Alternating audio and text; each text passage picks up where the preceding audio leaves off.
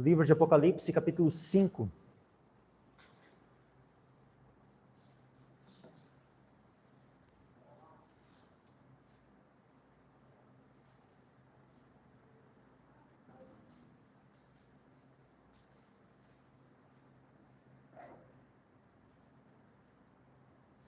Então, Apocalipse, capítulo 5, versículo 1 em diante, diz assim a palavra do Senhor. E vi na destra do que estava assentado sobre o trono um livro, escrito por dentro e por fora, selado com 7 selos. E vi um anjo forte bradando com grande voz: quem é digno de abrir o livro e de desatar os seus selos? E ninguém, no céu, nem na terra, nem debaixo da terra, podia abrir o livro, nem olhar para ele. E eu chorava muito, porque ninguém fora achado digno de abrir o livro, nem de o ler, nem de olhar para ele. E disse-me um dos anciãos: não chores, eis aqui o leão da tribo de Judá, a raiz de Davi, que venceu para abrir o livro e desatar os seus 7 selos. E olhei, e eis que estava no meio do trono e dos 4 animais viventes, e entre os anciãos um cordeiro, como havendo sido morto, e tinha 7 chifres e 7 olhos, que são os 7 Espíritos de Deus enviados a toda a terra. E veio, e tomou o livro da destra do que estava assentado no trono. E havendo tomado o livro, os 4 animais e os 24 anciãos prostraram-se diante do cordeiro, tendo todos eles harpas e salvas de ouro cheias de incenso, que são as orações dos santos, e cantavam um novo cântico, dizendo: digno és de tomar o livro e de abrir os seus selos, porque foste morto e com o teu sangue nos compraste para Deus de toda tribo e língua e povo e nação. E para o nosso Deus nos fizeste reis e sacerdotes, e reinaremos sobre a terra. E olhei, e ouvi a voz de muitos anjos ao redor do trono, e dos animais e dos anciãos, e era o número deles milhões de milhões e milhares de milhares, que com grande voz diziam: digno é o cordeiro que foi morto, de receber o poder e riquezas, e sabedoria e força, e honra e glória, e ações de graças. E ouvia toda a criatura que está no céu e na terra, e debaixo da terra, e que estão no mar, e a todas as coisas que neles há, dizendo: ao que está assentado sobre o trono, e ao Cordeiro, sejam dadas ações de graças, e honra e glória e poder para todos sempre. E os 4 animais diziam: amém. E os 24 anciãos prostraram-se e adoraram ao que vive para todos sempre. Amém. Amém. Podem se assentar, meus irmãos.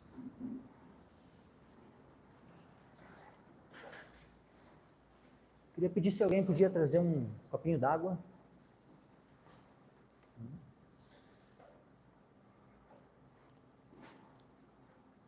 Então, capítulo 5, versículo 1. Nós temos uma expressão aqui no início do versículo que diz assim, ó: e vi. E vi. Essa são duas palavrinhas gregas, né, que são traduzidas, né, kai eidon, que é e vi, e que ela vai estar repetida nesse capítulo aqui 4 vezes. E elas marcam divisões, porque é como se, cada momento, né, João está ali, ele vê algo, ele fala, e vi, aí descreve algo. Pois na sequência ele fala, e vi, e aí vem uma outra descrição. Depois mais adiante, isso, versículo 1 começa assim, versículo 2 começa assim. Depois no versículo 6 e no versículo 11, são as mesmas palavras gregas, mas foram traduzidas como, em vez de e vi, como e olhei, tá? Que o significado é o mesmo, né? Tanto tanto poderia ser traduzido aqui no versículo 1 e no 2, como e olhei, como no versículo 6, e olhei, e no versículo 11, e olhei, poderia também ser traduzido como e vi. Então aqui marcam 4 divisões neste capítulo. Esse é o primeiro ponto assim, que é interessante nós marcarmos aqui.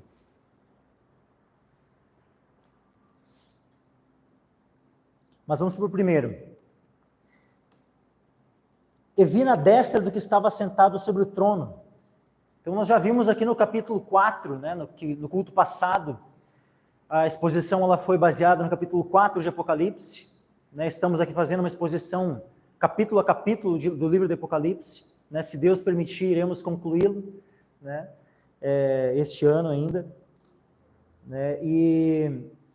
Então, culto passado nós vimos aqui o capítulo 4, que descreve de maneira tão tremenda, tão gloriosa, Deus assentado em seu trono, os 4 animais ali à volta dele, os 24 anciãos, aquela atmosfera de adoração assim tão maravilhosa, tremenda, grandiosa, que serve de modelo para a nossa adoração ao Senhor. E aqui nós vemos novamente essa mesma, é a mesma visão do mesmo trono, o mesmo Deus assentado neste trono, só que aqui nós vemos mais detalhes acontecendo. Assim como lá em Gênesis, nós vemos na criação, capítulo 1, nós vemos ali a criação, do primeiro ao 6º dia. No 6º dia que nós vemos a criação do homem e da mulher, no capítulo 1 de Gênesis. Depois nós vemos o capítulo 2 de Gênesis, e tem ali a criação do homem e depois a criação da mulher. E tem algumas pessoas assim que não interpretam corretamente a Escritura e acham que está falando de uma segunda criação. E não, está falando da mesma criação. Está apenas descrevendo com mais detalhes o 6º dia da criação, que foi já descrito no capítulo 1. Então apenas está trazendo novamente um assunto que já tinha sido mencionado, só que trazendo mais detalhes.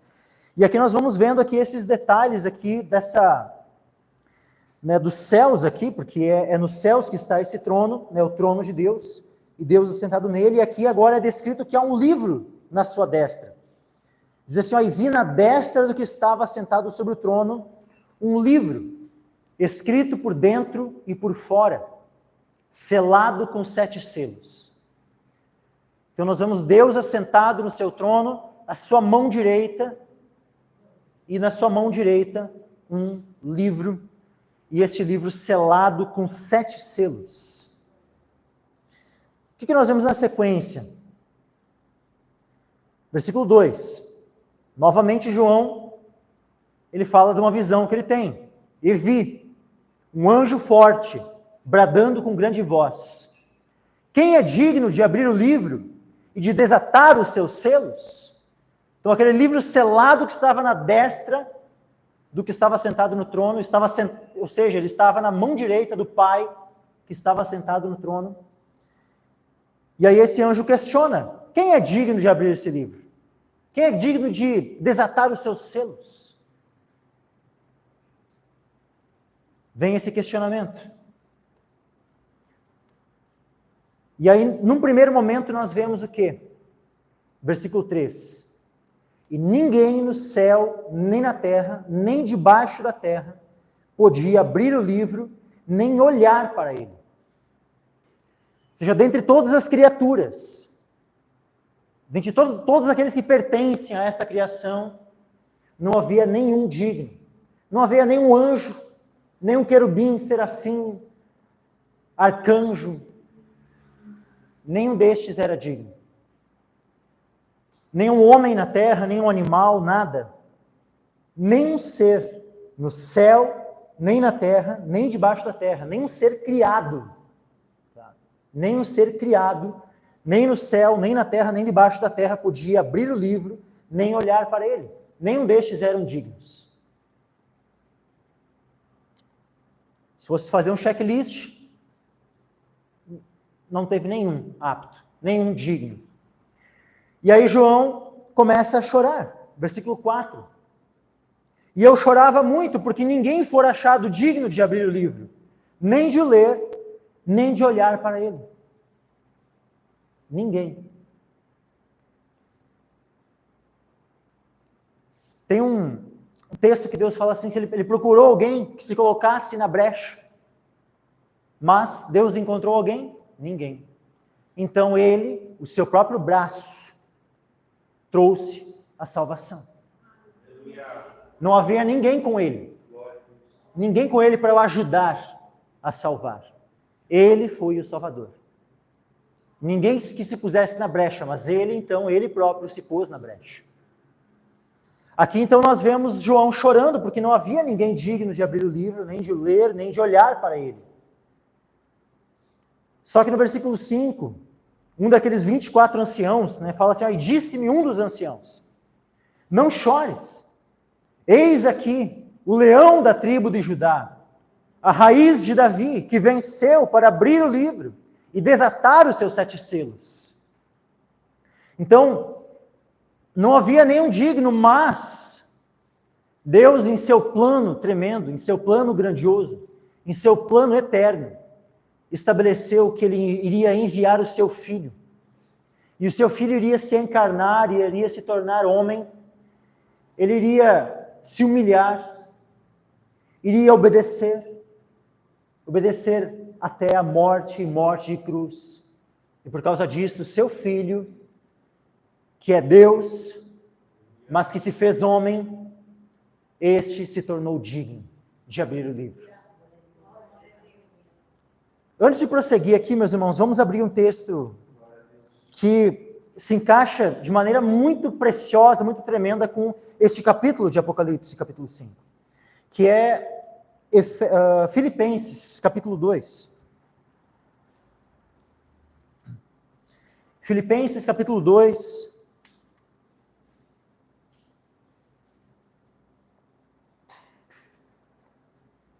Versículo 5 em diante diz assim, Filipenses 2, versículo 5 em diante, de sorte que haja em vós o mesmo sentimento que houve também em Cristo Jesus, que sendo em forma de Deus, não teve por usurpação ser igual a Deus. O que isso significa? Esse sendo em forma de Deus é o quê? É que ele tinha a natureza de Deus. Ou seja, a natureza de Cristo era uma natureza divina. Por quê? Porque ele é Deus. Como diz João, Evangelho de João, capítulo 1, versículo 1. No princípio era o verbo, e o verbo estava com Deus, e o verbo era Deus. Então, Jesus Cristo sempre foi Deus. A natureza dele sempre foi uma natureza divina. Porque ele é um só Deus com o Pai e com o Espírito Santo. É um Deus e 3 pessoas. A pessoa do Pai, a pessoa do Filho, a pessoa do Espírito Santo, mas não são 3 deuses, é um único Deus. Uma única natureza divina. Então Jesus, tendo essa natureza, assim como o Pai e o Espírito Santo, Jesus sendo em forma de Deus, ele não teve por usurpação ser igual a Deus. Teve um que teve por usurpação, que queria usurpar a posição de Deus. Este é Satanás. Este queria, Olhou para o alto, queria se assentar no trono, queria, subirei às mais altas nuvens, serei semelhante ao Altíssimo. Esse quis usurpar uma posição que não é dele. Só que alguém que já está na posição de Deus, não precisa usurpar a posição de Deus. Então Jesus, ele já estava na posição de Deus. Ele era Deus, sendo em forma de Deus. Então, é óbvio que ele não teve por usurpação ser igual a Deus, porque ele sempre foi. Ele já era igual a Deus, igual ao Pai. Só que apesar de ele ser Deus, apesar de ele ser igual a Deus, igual ao Pai, o que ele fez? Olha o versículo 7. Mas fez a si mesmo de nenhuma reputação, tomando a forma de servo, fazendo-se semelhante aos homens. Então, ele tomou a forma de servo. Ele tinha já a forma de Deus, mas ele vem e toma a forma de servo. Ou seja, ele já tinha a natureza divina, mas ele vem e toma para si a natureza humana. tomando a forma de servo, fazendo-se semelhante aos homens. E achado na forma de homem, humilhou-se a si mesmo, sendo obediente até a morte e morte de cruz. Então ele obedeceu em tudo. Ele não transgrediu, não houve pecado em Cristo, nenhum só. Por mais que ele foi tentado, mas ele jamais cedeu à tentação. Ele não pecou. E ele foi obediente até a morte, e morte de cruz. E essa foi a principal obediência. A maior de todas as obediências foi justamente ir para a cruz.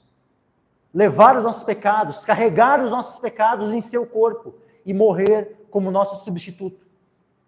Porque esse foi o principal objetivo dele ao vir a esta terra. Essa foi a sua principal missão.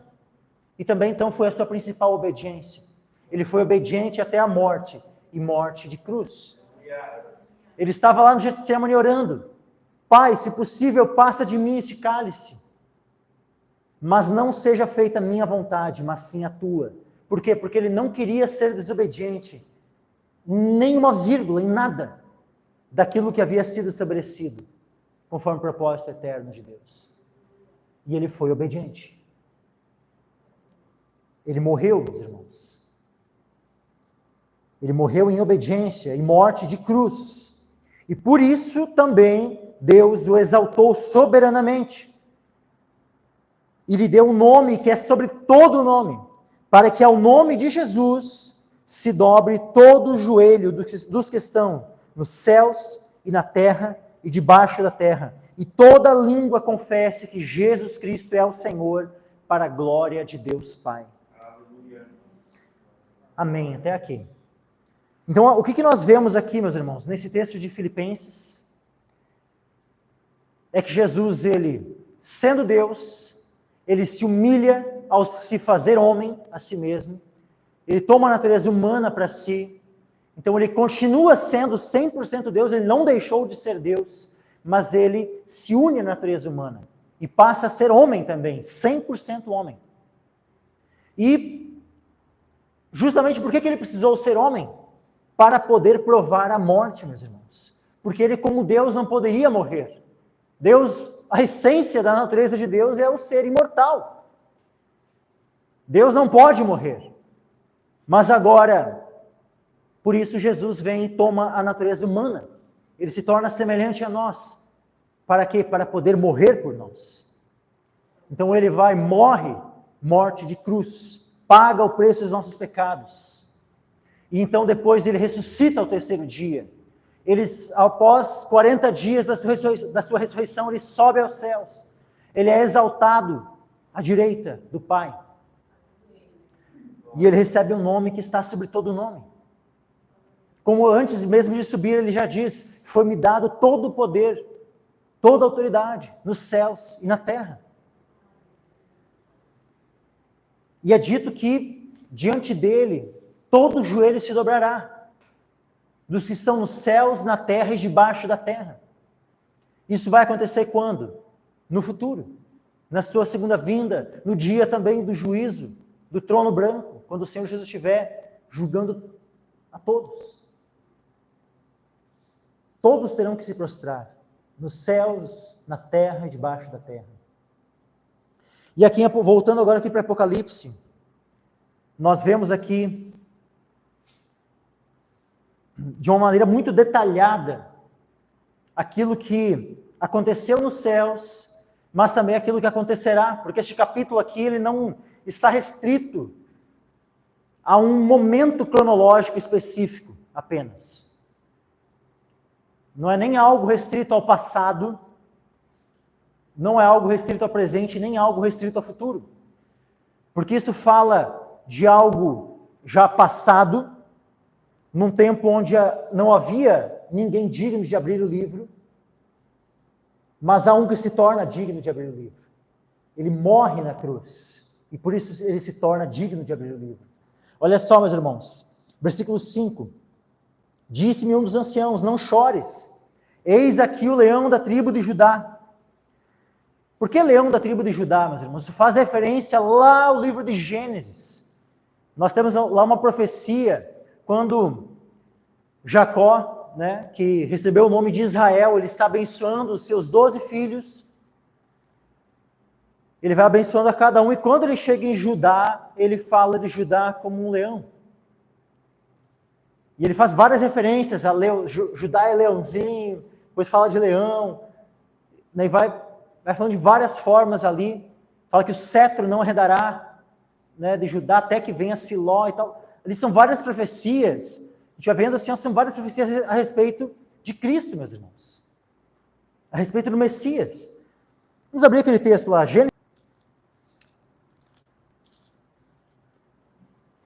Gênesis 49, versículo 8.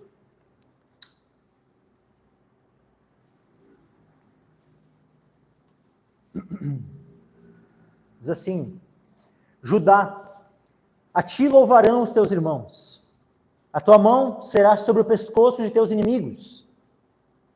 Os filhos de teu pai a ti se inclinarão. Judá é um leãozinho, da presa subiste, filho meu. Encurva-se e deita-se como um leão. E como um leão velho, quem o despertará? O cetro não se arredará de Judá, nem o legislador dentre seus pés, até que venha Siló. E a ele se congregarão os povos. Olha só, até que venha Siló. Não se arredará de Judá, o cetro não se arredará de Judá. Em quem é que se cumpre essa profecia? Que o cetro, ou seja, né, que o reino não iria se apartar, não iria se arredar de Judá. É em Cristo, meus irmãos. Cristo é o rei. É o rei que veio da tribo de Judá e é aquele em quem se cumpre essa profecia, de quem o cetro, o governo, jamais vai se arredar das suas mãos. O cetro não se arredará de Judá, nem o legislador dentre os seus pés. Porque Jesus, ele tanto é o rei, aquele que tem o cetro, como também aquele que é o legislador. E diz assim, ó, até que venha Siló. E a ele se congregarão os povos. Siló aqui é uma palavra que ela está fazendo referência ao Messias, a Cristo. Ou seja, até que venha, como nós podemos entender assim, ó, até que venha o Cristo, até que venha o Messias, até que venha o Senhor Jesus. E a ele, ao Messias, se congregarão os povos. Ele quem? Messias. Ele amarrará o seu jumentinho a vide, e o filho da jumenta a cepa mais excelente. Ele levará a sua roupa no vinho e a sua capa em sangue de uvas. Os olhos serão vermelhos de vinho e os dentes brancos de leite. Então aqui, meus irmãos, sobre Judá, principalmente está falando aqui a respeito do Messias, a respeito de Cristo. E é por isso, por causa desta profecia aqui, que é dito aqui em Apocalipse, que Jesus Cristo, este cordeiro, ele é o leão da tribo de Judá. Eis aqui o leão da tribo de Judá, a raiz de Davi. Aqui também, eu não vou abrir o texto aqui do profeta Isaías, que também é uma profecia messiânica, também é uma profecia a respeito de Cristo, né, que fala lá em Isaías que ele é a raiz de Jessé. Jessé era o pai de Davi. Aqui em Apocalipse ele é citado então como a raiz de Davi. A raiz de Davi que venceu para abrir o livro e desatar os seus 7 selos. Como é que ele venceu? Jesus Cristo, ele venceu ao derramar o seu sangue, meus irmãos. Ele venceu ao ser crucificado. É dessa forma que ele venceu, como nós vemos, por exemplo, em Colossenses. Colossenses, capítulo 2, versículo 14 e 15. Diz assim: havendo riscado a cédula que era contra nós nas suas ordenanças, a qual de alguma maneira nos era contrária, e atirou do meio de nós, cravando-a na cruz, e despojando os principados e potestades, os expôs publicamente, e deles triunfou em si mesmo. Então, na cruz, quando Jesus estava sendo crucificado, naquele momento ele estava triunfando sobre os principados, sobre as potestades, contra todo o poder do inimigo, meus irmãos. Então, na cruz é onde Jesus tem a sua vitória contra Satanás e contra todos os inimigos. Nós vemos também no livro de Hebreus. Hebreus capítulo 2 e versículo 14. e 15.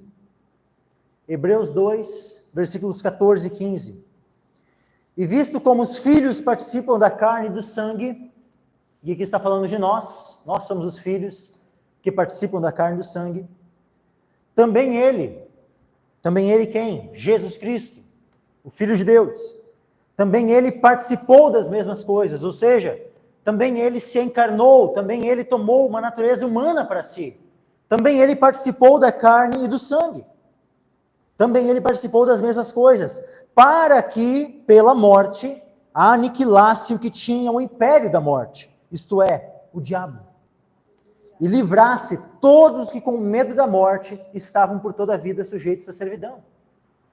Por quê? Olha o 16, porque na verdade ele não tomou os anjos, mas tomou a descendência de Abraão. Então o sacrifício de Cristo, meus irmãos, é para com os filhos de Abraão, é para com aqueles que são homens, não para resgatar os anjos, é para resgatar os homens e não os anjos. Por isso que ele se tornou homem, para morrer como homem e resgatar a homens pecadores, para levar os pecados dos homens que pecaram, não o pecado dos anjos.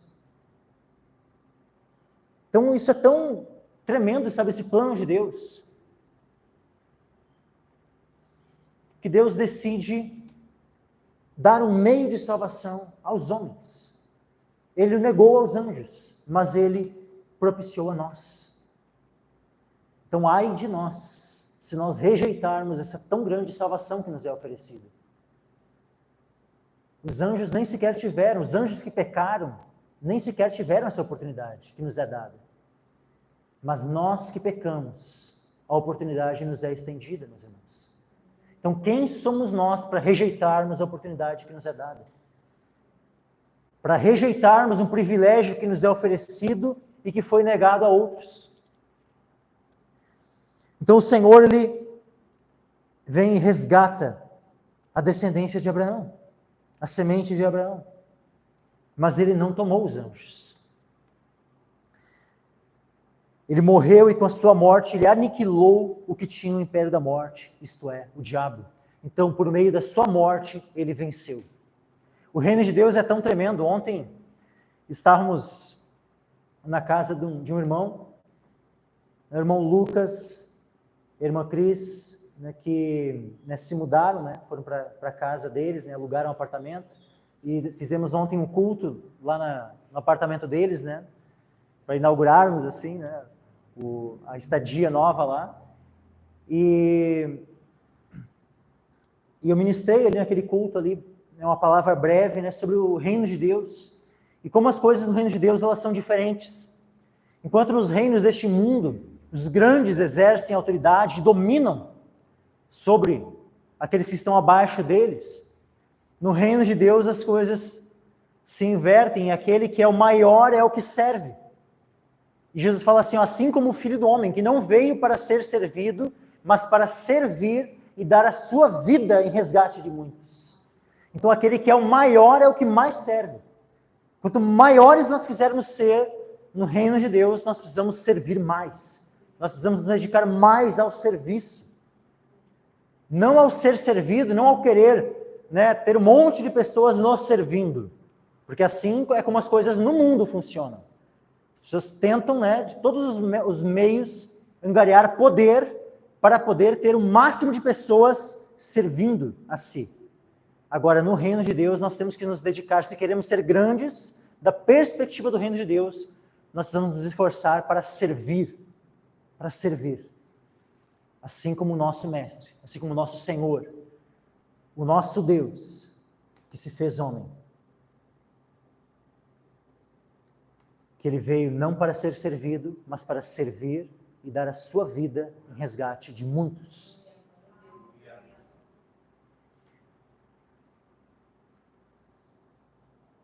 E assim como no mundo, os grandes são servidos, mas no reino de Deus, os grandes são os que servem. Então há uma inversão né, de valores, os valores do reino não são os valores deste mundo.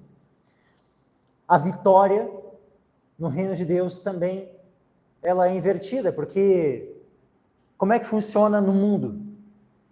No mundo, quando ocorre um embate, o que morre é o que perde e o que fica vivo é o que venceu, é o que foi vitorioso. Só que no reino de Deus, o vitorioso é aquele que morre. Jesus, ao morrer na cruz, ele vence, ele triunfa. E nós, da mesma forma, quando somos perseguidos, quando nós morremos, aí é que nós temos vida. Aquele que se humilha é o que será exaltado. Aquele que se exalta a si mesmo vai ser humilhado. E assim nós poderíamos dar muitos outros exemplos de situações onde as coisas funcionam exatamente numa perspectiva oposta, invertida no reino de Deus. Como se fosse de ponta cabeça as coisas. Mas vamos dar continuidade aqui, meus irmãos. Ele venceu para abrir o livro e desatar os seus 7 selos. Versículo 6. E olhei, e eis que estava no meio do trono. Então Jesus Cristo ele estava no meio do trono. Ou seja, juntamente com o Pai no trono. Assim como ele diz, né? Jesus já fala para a igreja lá de Laodiceia. Ao que vencer, lhe concederei que se assente comigo no meu trono, assim como eu venci e me assentei com meu Pai no meu trono. Aliás, no seu trono. Tu vê, assim como eu venci e me assentei com meu Pai no seu trono. Então aqui nós temos Jesus Cristo, vitorioso e no meio do trono, assentado com seu Pai. E olhei, e esse estava no meio do trono e dos 4 animais viventes, e entre os anciãos, um cordeiro, como havendo sido morto. Olha só, havendo sido morto. Ele havia sido morto, mas agora ele não estava mais morto. Como havendo sido morto. E tinha 7 chifres e 7 olhos, que são 7 Espíritos de Deus enviados a toda a terra. Aqui quando fala de Cristo, aqui como tendo 7 chifres, 7 olhos, e os 7 Espíritos de Deus enviados a toda a terra, é uma visão que é óbvio que ela não está descrevendo a aparência literal de Cristo. Quando nós chegarmos nos céus, nós não veremos a Cristo com 7 chifres e 7 olhos. Essa aqui é uma descrição da visão que João está tendo, mas que ela tem um símbolo por meio disso. E qual é o símbolo que está implícito aqui em 7 chifres, 7 olhos e os 7 Espíritos de Deus enviados a toda a terra? É justamente os atributos de Cristo como Deus. Ou seja, ele está sentado no trono de Deus, porque juntamente com o Pai, ele é Deus.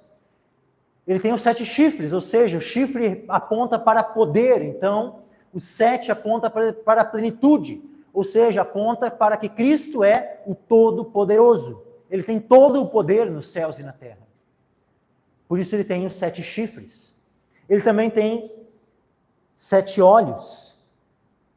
7 olhos fala daquilo que vê, daquilo que se tem conhecimento, ou seja, ele tem a plenitude do conhecimento. Ele tem todo o conhecimento, ou seja, ele é onisciente, ele é onipotente, ele é onisciente. E ele também tem os 7 Espíritos de Deus enviados a toda a terra. E isso fala da onipresença, não há lugar onde ele não esteja. Porque ele mesmo disse, no final do Evangelho de Mateus, ele diz assim: ide, fazei discípulos de todas as nações, batizando-os em nome do Pai, do Filho e do Espírito Santo, e ensinando-os a guardar todas as coisas que eu vos tenho mandado. E eis que eu estou convosco até a consumação do mundo. Então, eis que eu estou convosco. Como é que Jesus poderia dizer, eis que eu estou convosco, E isso para cada um de nós, essa promessa para cada um de nós se cumprir sem ele ser onipresente, sem ele estar em todos os lugares. Então, o fato de ele falar aqui que ele tem os 7 Espíritos de Deus, os 7 Espíritos de Deus enviados a toda a terra, isso aponta para a sua onipresença, ele está presente, não há lugar onde a gente vá que ele não esteja conosco. Ele está presente, ele é onipresente. Então isso fala da divindade de Cristo, isso fala da divindade daquele que se fez homem e morreu, desse cordeiro que morreu, mas que ao mesmo tempo que é um homem, o único mediador entre nós e Deus, Jesus Cristo, homem, mas que também é o Deus que é onipotente, onisciente e onipresente. E aí diz assim, versículo 7, e veio e tomou o livro da destra do que estava sentado no trono, porque ele era digno e podia tomar esse livro. Ele podia tomar o livro, podia olhar para ele, podia abrir os seus 7 selos e podia ler este livro. Para o que aponta esse livro? Tantas vezes menciona esse livro. Tem alguns que relacionam ele com o livro da vida, mas não parece ser a questão aqui, meus irmãos. Isso, o que melhor se encaixa, meus irmãos. Tem outras pessoas que também já mencionaram aqui, tentando interpretar esse livro como sendo a Torá, também não faz muito sentido. Alguns tentaram colocar que esse livro seria o próprio livro de Apocalipse, mas também creio que não seja o livro de Apocalipse aqui. Então, que livro é esse, meus irmãos? Nós podemos fazer uma certa analogia, uma certa comparação. Lá no deserto, Moisés ele subiu ao monte Sinai e recebeu revelação da parte de Deus e toda a descrição de como ele deveria construir o tabernáculo. E tinha cada item do tabernáculo lá sendo descrito. A tenda que eles iriam fazer, o material que iriam utilizar, tudo descrito. E Deus fala assim, faça conforme o modelo que te foi mostrado no monte. Então, tudo que foi registrado lá na lei de Moisés, e foi feito exatamente no padrão que Deus revelou, foi revelado por Deus, então estava ali sendo registrado, lá em Êxodo, lá em Levítico tem detalhes de como é que funcionava aquela adoração naquele tabernáculo, Números e assim por diante. Mas a construção em si do tabernáculo, especialmente no livro de Êxodo. Ali nós temos tanto o escrito como aquilo que foi feito.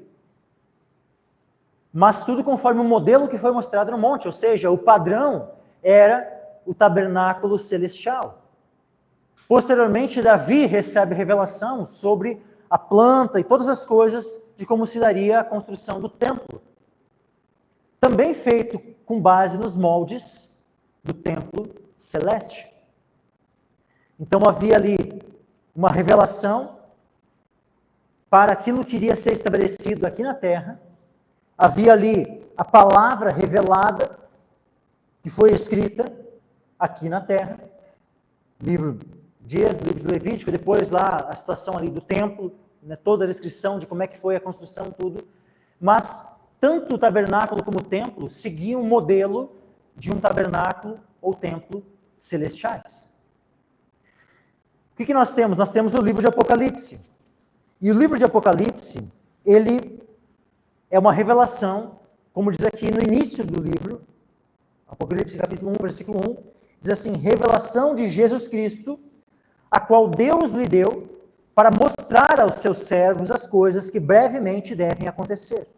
E pelo seu anjo as enviou e as notificou a João, seu servo. Então aqui nós temos que o livro de Apocalipse, ele é o quê? Ele é uma revelação de Jesus Cristo, a qual Deus lhe deu para mostrar a seus servos as coisas que brevemente devem acontecer. Então o que acontece? O livro de Apocalipse é a revelação que João recebe da parte de Jesus Cristo sobre as coisas que irão acontecer. Mas agora,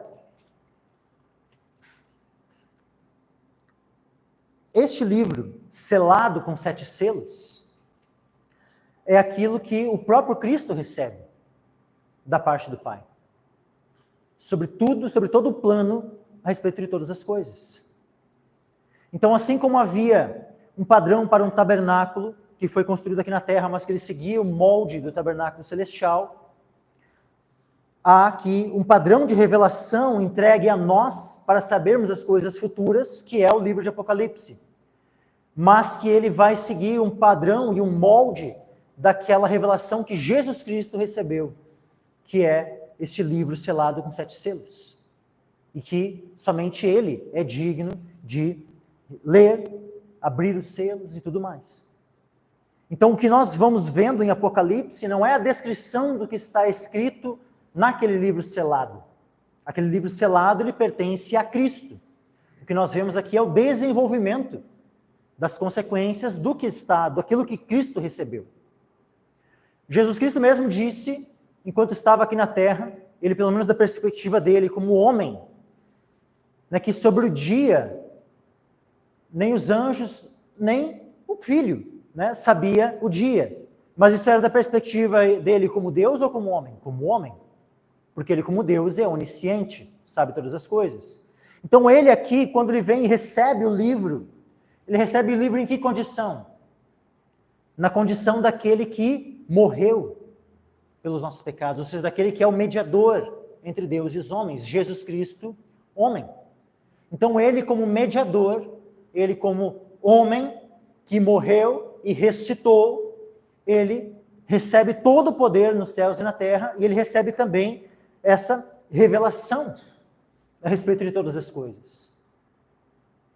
Então aquilo que ele mesmo falou, né, nem o Filho, né, mas agora não mais.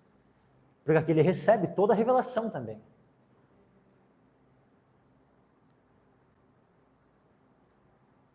Então aquilo que não foi concedido a nenhum anjo, as revelações que não foram concedidas a nenhum outro, mas a Jesus Cristo, homem, foram dadas, foram concedidas.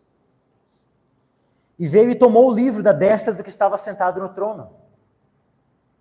Versículo 8. E havendo tomado o livro, os 4 animais e os 24 anciãos prostraram-se diante do Cordeiro, tendo todos eles harpas e salvas de ouro cheias de incenso, que são as orações dos santos. Nós vemos então aqui novamente, né, os 4 animais e os 24 anciãos.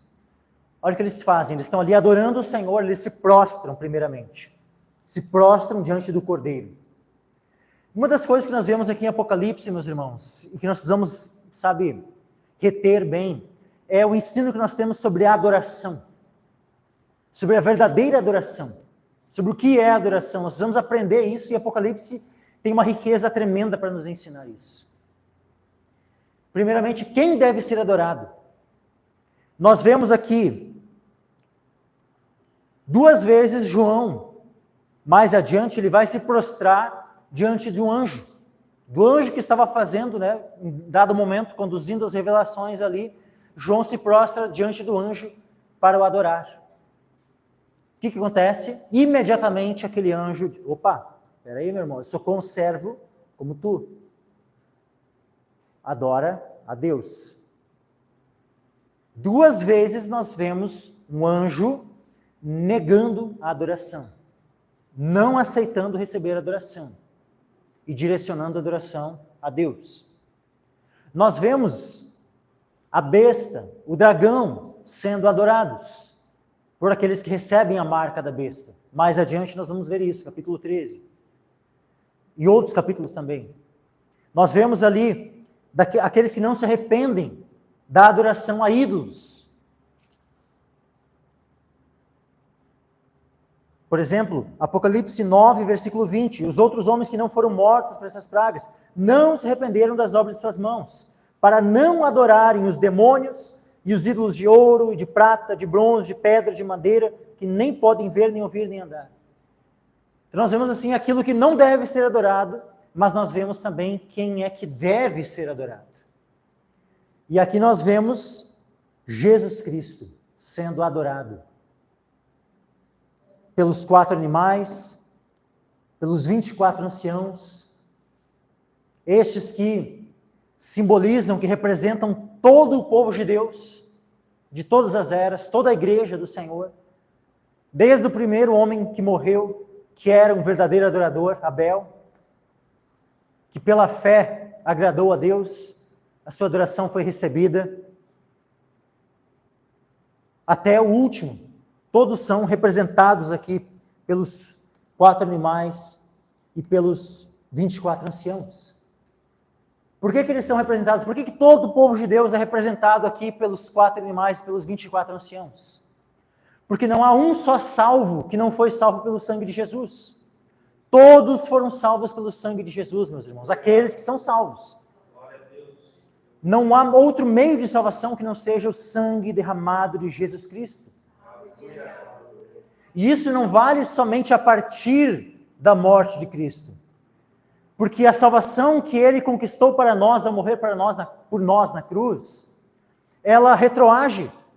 Ou será que Abraão não foi salvo pelo sangue de Jesus? É óbvio que Abraão foi salvo pelo sangue de Cristo. Noé, será que Noé não foi salvo pelo sangue de Jesus? É óbvio, meus irmãos, que Noé foi salvo pelo sangue de Jesus. Abel, qual o sangue que salvou Abel? Foi o do cordeiro lá, aquele que ele ofereceu em sacrifício, que ele mesmo ofereceu das primícias, né? Dos primogênitos das suas ovelhas?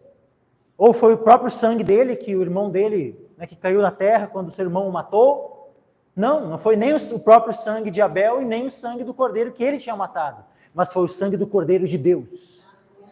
Aquele mesmo que João, o Batista, quando viu, exclamou: eis o cordeiro de Deus que tira o pecado do mundo. O pecado de todo o mundo é somente pelo sangue de Cristo.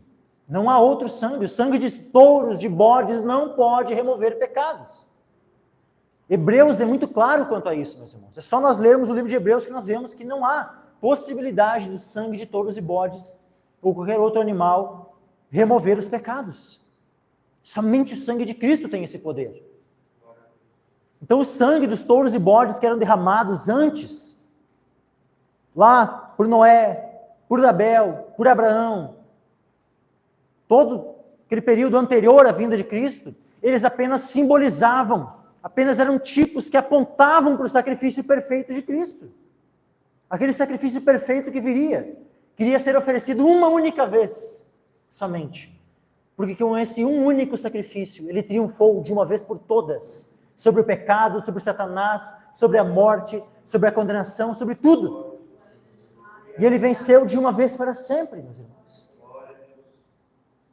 Então, por isso que, diante desse cordeiro que foi morto, mas que ressuscitou, os 24 anciãos, os 4 animais, todos eles se prostram diante do cordeiro, tendo todos eles harpas para louvar, para cantar ao Senhor, para cantar ao cordeiro.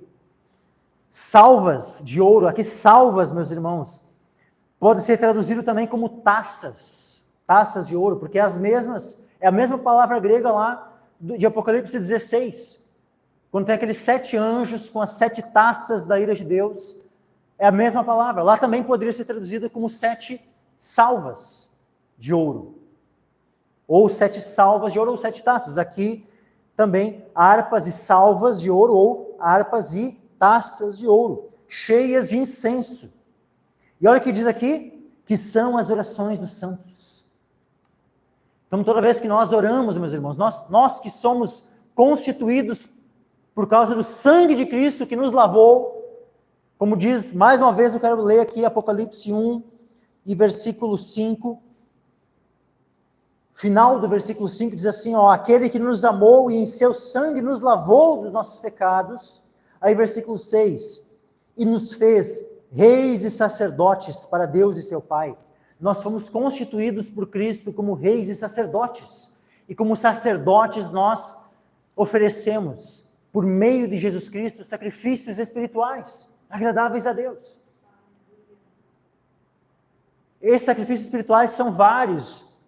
E uma das coisas que somente era restrito aos sacerdotes era oferecer o incenso, meus irmãos. Ninguém mais podia oferecer incenso. Nem mesmo um rei podia oferecer incenso. Porque houve um rei que estava lá todo orgulhoso, todo soberbo, cheio de si, entrou no templo, o rei Uzias, para oferecer incenso. Estava lá já com o incensário na mão. Dentro do templo entraram os sacerdotes. Rei, a ti não te é lícito oferecer incenso. Resistiram ao rei, os sacerdotes. O rei ficou irado com os sacerdotes. Como assim? Eu sou o rei, né? Pensou ele. Quem são os sacerdotes para querer me impedir de oferecer incenso para Deus? Só que Deus tinha dito que era dever do rei oferecer incenso? Não. Pelo contrário, Deus proibiu a qualquer outro de oferecer incenso que não fossem os sacerdotes. Somente os sacerdotes podiam oferecer o incenso. Nem os outros levitas. Não bastava ser levita, precisava ser levita e ainda descendente de Arão, porque somente os descendentes de Arão que eram sacerdotes. Então esses é que podiam oferecer o incenso. Mas agora, na nova aliança, em Cristo, todo o povo de Deus, lavado no sangue de Jesus, é constituído como sacerdote. E é dever de todos nós, como sacerdotes, oferecermos incenso ao Senhor.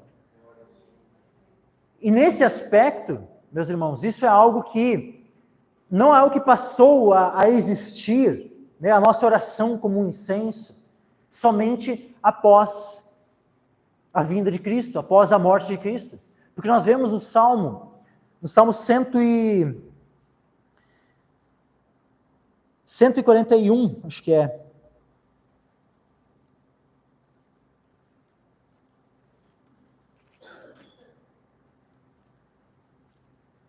Salmo 141, versículo 2. Coloca para nós. Olha só. Esse é um salmo de Davi. Se suba a minha oração perante a tua face como incenso. Olha isso, meus irmãos. 1000 anos antes de Cristo, que estava sendo dito. E as minhas mãos levantadas sejam como sacrifício da tarde. Então, sabe, esse entendimento de que nós podemos oferecer sacrifícios espirituais ao Senhor e que a nossa oração pode ser comparada a um incenso. Isso não é algo que está restrito somente a algo que ocorre depois da vinda de Cristo. Isso já acontecia antes. Porque assim como o sangue de Cristo salva aqueles que vieram antes de Cristo, oferecer as suas orações como um incenso, isso já era algo que pertencia aos santos da antiga aliança, aos santos do Antigo Testamento.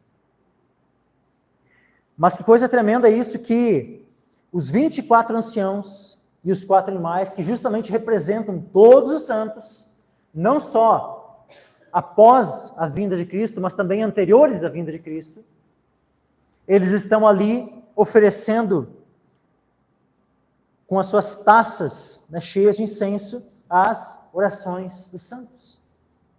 Olha só, salvas de ouro cheias de incenso, que são as orações dos santos. E é dito que os 24 anciãos e os 4 animais, versículo 9, olha o que é dito a respeito deles. E cantavam um novo cântico, dizendo: digno és de tomar o livro e de abrir os seus selos, porque foste morto. Então, primeira coisa, eles dizem que Jesus é digno. Eles reconhecem que Jesus é digno de abrir o livro, de tomar o livro, abrir os seus selos. Por que ele é digno? Porque ele foi morto e com o seu sangue, o que ele fez? Nos compraste para Deus de toda tribo, língua e povo, nação. E para o nosso Deus nos fizeste reis e sacerdotes, e reinaremos sobre a terra. Aqui, meus irmãos, eu queria chamar a atenção para algo. Infelizmente existem, tá? Eu não gosto de falar desse tipo de coisa, tá? Dessas diferenças entre versões. Mas existem versões que omitem aqui que os anciãos, os 24 anciãos e os 4 animais, que eles estão falando em primeira pessoa. O que é dito aqui? Volta no versículo anterior. Versículo 9.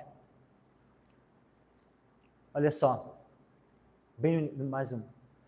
E cantavam um novo cântico, dizendo: digno és de tomar o livro, de abrir os seus selos, porque foste morto e com o teu sangue nos compraste para Deus de toda a tribo.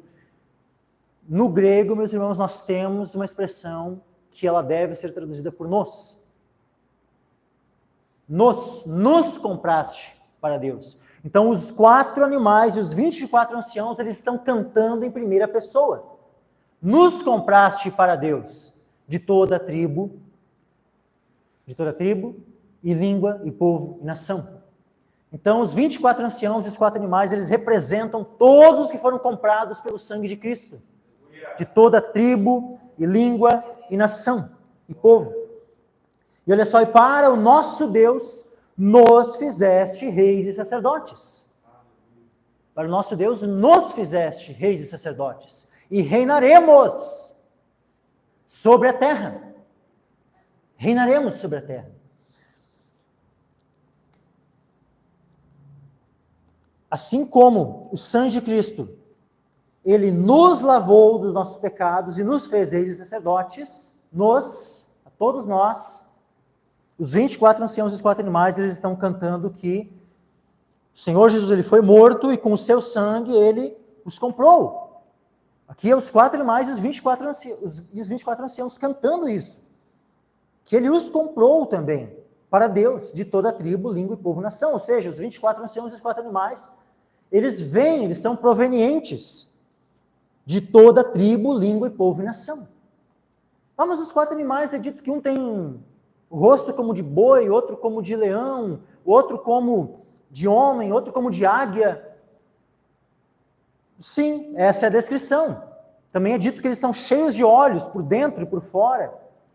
Mas de maneira semelhante, na mesma visão, né, desse mesmo ambiente do trono, Jesus Cristo aqui foi apresentado como um leão da tribo de Judá, foi apresentado também como um cordeiro, com 7 chifres, com 7 olhos. Então, o fato da descrição deles, de ter asas, de ter olhos e ter aparência, né, alguns deles ali como animais, isso não significa que necessariamente precisam ser seres celestiais que não sejam homens. Assim como Cristo, justamente ele como cordeiro que foi morto, estaria sendo descrito como um cordeiro com 7 chifres e 7 olhos, mas ele é aquele homem que morreu pelos nossos pecados. E para o nosso Deus nos fizeste reis e sacerdotes e reinaremos sobre a terra. Isso aqui, meus irmãos, é uma verdade sobre todos aqueles que serão salvos. Nós reinaremos sobre a terra. Quando o Senhor Jesus, quando é que vai acontecer isso? Quando o Senhor Jesus voltar. Quando Ele voltar, o que vai acontecer? Nós passaremos a reinar com Ele, porque Ele vai voltar para reinar sobre este mundo, para governar este mundo. E nós reinaremos sobre a terra, meus irmãos. Tem gente que acha assim que nós vamos, né, ser arrebatados e vamos reinar nos céus. Aqui é dito que nós vamos reinar aonde? Reinaremos sobre a terra, meus irmãos. Durante o milênio vai ser sobre a terra. Nós estaremos sobre a terra governando este mundo, esta terra, meus irmãos. É dito que uma das promessas das igrejas, lá no capítulo 2 de Apocalipse, diz assim, ó: e ao que vencer e guardar até o fim as minhas obras, Apocalipse 2, versículo 26. E ao que vencer e guardar até o fim as minhas obras, eu lhe darei poder sobre as nações. E com vara de ferro as regerá, e serão quebradas como vasos de oleiro, como também recebi de meu Pai. Então nós estaremos governando, reinando sobre a terra e governando as nações, meus irmãos. Sobre a terra durante o milênio. Durante os 1000 anos, estaremos reinando sobre esta terra, governando juntamente com Cristo, exercendo a autoridade de reis e de sacerdotes, como a gente vai, quando a gente chegar lá em Apocalipse 20, nós veremos. Nós seremos, durante os 1000 anos, nós seremos reis e sacerdotes, reinando juntamente com Cristo. E isso é sobre a terra. Não é como os adventistas dizem. Estaremos nos céus. Os adventistas vêm com uma heresia aqui que vai estar o diabo aqui na terra, a terra vai ser um deserto durante os 1000 anos, vai estar o diabo na terra, e nós estaremos reinando sobre a terra, mas no céu. Qual o sentido disso, meus irmãos? Nós lá no céu, reinando 1000 anos sobre uma terra deserta, onde o único habitante numa terra deserta vai ser o diabo. Que história é essa, meus irmãos? Não. O que é dito lá em Apocalipse 20 é que Satanás vai ser lançado no abismo. Lá vai ser o lugar dele, não na terra, no abismo. Satanás vai ser preso no abismo durante 1000 anos. E sobre a terra vão haver nações, e nós estaremos reinando sobre essas nações na terra. É isso. É só lermos Apocalipse 20 e entendermos ele literalmente, exatamente como está escrito. Sem precisar fazer malabarismo. É só ler o que está escrito e entender que o que está escrito é assim mesmo. Dando continuidade aqui. Então nós reinaremos sobre a terra. E olhei, versículo 11. Vê que aqui nós temos agora o último. E olhei. Nós tivemos o primeiro no versículo 1, o segundo no versículo 2, o terceiro no versículo 6, quando apareceu aquele que é digno, Cordeiro. E agora nós temos o quarto, e olhei, ou e vi, versículo 11. E olhei e ouvi a voz de muitos anjos ao redor do trono, e dos animais e dos anciãos. Esse momento aqui, meus irmãos, essa adoração que vai começar a ser descrita aqui a partir do versículo 11, ela não necessariamente precisa seguir uma cronologia, sabe, isso que pode estar descrevendo um período, sabe, amplo de tempo, que pode ir desde o período da vitória de Cristo até, ou quando Jesus Cristo, olha só, ele morreu por nós na cruz, ele subiu ao céu, foi exaltado à destra do Pai. Então nós temos essa descrição aqui de Cristo, tomando o livro, dele sendo adorado lá nos céus. Também, aqui nós vamos ter uma descrição aqui da adoração que vai envolver todos os que estão nos céus, na terra e debaixo da terra. O que nós vemos lá em Filipenses, nós lemos antes lá naquele texto, que Jesus Cristo, ele veio como homem, se humilhou, foi obediente até a morte de cruz. O que é dito na sequência no texto? Ele foi exaltado, e é dito que todo joelho vai se dobrar. E vão confessar, vão reconhecer que Jesus Cristo é o Senhor para a glória de Deus Pai. Aquele texto lá de Filipenses, ele está falando de coisas que já haviam acontecido, mas também de coisas que iriam acontecer. E o mesmo está acontecendo aqui. Porque olha só, vamos ver aqui, para os irmãos entenderem. Versículo 11. E olhei e ouvi a voz de muitos anjos ao redor do trono, e dos animais e dos anciãos. E era o número deles, milhões de milhões e milhares de milhares. Então aqui nós já vemos aqui uma multidão imensa, incontável de anjos ao redor do trono. Então percebam que também, uma outra coisa, que há uma diferenciação entre os anjos e os animais e os anciãos. Pessoal, olhei e ouvi a voz de muitos anjos ao redor do trono, e dos animais e dos anciãos. E era o número deles de milhões e milhares de milhares, que com grande voz diziam: digno é o Cordeiro que foi morto. Então todos estes, juntos, eles diziam o quê? Eles louvavam o Senhor, e aqui nós vamos ver 7 expressões de adoração ao Cordeiro. 7 expressões de adoração. Digno é o Cordeiro que foi morto de receber. Aí começa, 1, o poder. 2, e riquezas. 3, e sabedoria. 4, e força. 5, e honra. 6, e glória. E 7, e ações de graças. Ou seja, de maneira plena, há uma adoração aqui ao Cordeiro. O Cordeiro, ele é plenamente digno de ser adorado, meus irmãos. Nenhum anjo pode. E é tão engraçado, As testemunhas de Jeová dizem que Jesus é o arcanjo Miguel. Falei, mas se é um arcanjo, é só um principal dentre os anjos. Mas como é que um anjo pode ser adorado? Se os anjos sempre negam a adoração. Isso é óbvio, meus irmãos, é que Jesus Cristo não é um arcanjo. O arcanjo Miguel é um arcanjo. É um arcanjo, tem lá uma posição de importância, mas ele não é Jesus Cristo. Jesus Cristo é Deus que se manifestou em carne, meus irmãos. Ele não é um anjo ou um arcanjo que se manifestou em carne. Ele é Deus manifesto na carne. Ele é aquele que é adorado pelos anjos, arcanjos, serafins e querubins, todos. Os 4 animais, os anciãos, todos adoram ao Cordeiro. Todos eles com grande voz diziam: digno é o Cordeiro que foi morto de receber o poder e riquezas, e sabedoria e força, e honra e glória e ações de graças. Versículo 13. E ouvia toda a criatura. Olha só aqui, meus irmãos. Aqui nós vemos uma descrição que descreve toda a criação.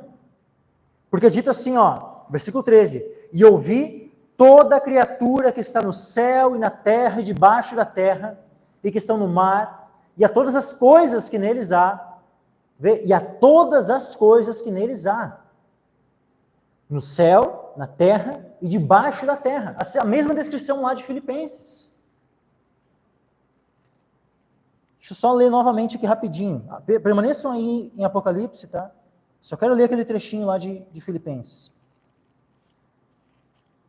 Olha só. Para que ao nome de Jesus, por isso também Deus o exaltou soberanamente, lhe deu um nome que é sobre todo nome, para que ao nome de Jesus se dobre todo o joelho dos que estão nos céus e na terra e debaixo da terra, e toda língua confesse que Jesus Cristo é o Senhor, para a glória de Deus Pai. E aqui nós vemos a descrição, meus irmãos, de quando isso estará ocorrendo. Porque olha só, versículo 13, novamente. E ouvi toda a criatura que está no céu e na terra e debaixo da terra, e que estão no mar, e a todas as coisas que neles há, dizendo: ao que está sentado sobre o trono e ao Cordeiro sejam dadas ações de graças e honra e glória e poder para todos sempre. Então aqui nós temos o cumprimento, meus irmãos, dessa palavra que já foi dita lá em Filipenses. Aqui nós temos a descrição do cumprimento disso. E aí finaliza, versículo 14. E os 4 animais diziam: amém. E os 24 anciãos prostraram-se e adoraram ao que vive para todo sempre. Primeiro, aqui num primeiro momento nós vemos a diferenciação das pessoas. Mas depois nós vemos um único Deus sendo adorado. Olha só. Ao que está sentado sobre o trono e ao Cordeiro. Ou seja, ao Pai e ao Filho. Nós podemos falar assim. Quando diz assim no final do 13. Ao que está sentado sobre o trono e ao Cordeiro sejam dadas ações de graças, honra, glória e poder para todos sempre. Ou seja, ao Pai e ao Filho. Só que depois é dito que eles adoraram no singular, ao que vive para todo sempre. Por quê? Porque esse Pai e este Filho não são 2 deuses, são um único Deus. São um único Deus que é aquele que vive para todo sempre. Não é aqueles que vivem para todo sempre. É aquele que vive, ele é o Pai e o Filho e o Espírito Santo. As 3 pessoas são o único Deus que vive para todo sempre. Então nós não adoramos 3 deuses, como aqueles que são antitrinitários, né, nos acusam muitas vezes de adorarmos 3 deuses. Nós não adoramos 3 deuses, nós adoramos um Deus único, mas que é 3 pessoas. Adoramos ao Pai, ao Filho e ao Espírito Santo, mas não são 3 deuses, um único Deus. Nós adoramos aquele que vive para todo sempre. Amém, meus irmãos? Peço que todos se coloquem em pé. E vamos orar ao Senhor. Pai amado, nós agradecemos a Ti, Senhor, pela Tua palavra, Pai. E nós pedimos, Senhor, que Tu nos capacite, Senhor, a compreender cada vez mais, Senhor, da Tua palavra, a nos aprofundarmos cada vez mais, Senhor, no conhecimento do Senhor e na Tua graça, Senhor. E eu peço, Senhor, que Tu nos também capacite a adorarmos a Ti, Senhor. A adorarmos em espírito e em verdade, Senhor. Tem sido tão maravilhoso, Pai, lermos este livro de Apocalipse, Senhor. Este livro de revelação, Senhor. E eu peço, Senhor, que Tu nos revele cada vez mais da Tua palavra, Senhor. E que nós sejamos moldados, Senhor, pela Tua palavra, Pai. Que a nossa visão a Teu respeito, Senhor, que o nosso conhecimento a Teu respeito venha a ser moldado pela Tua palavra, Senhor. Que nós não venhamos a adorar um Deus conforme a nossa imagem, mas sim o Deus revelado nas Escrituras.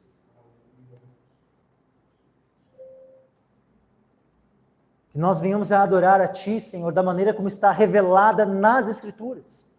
E não conforme o nosso coração venha imaginar, Senhor, que Tu deve ser adorado.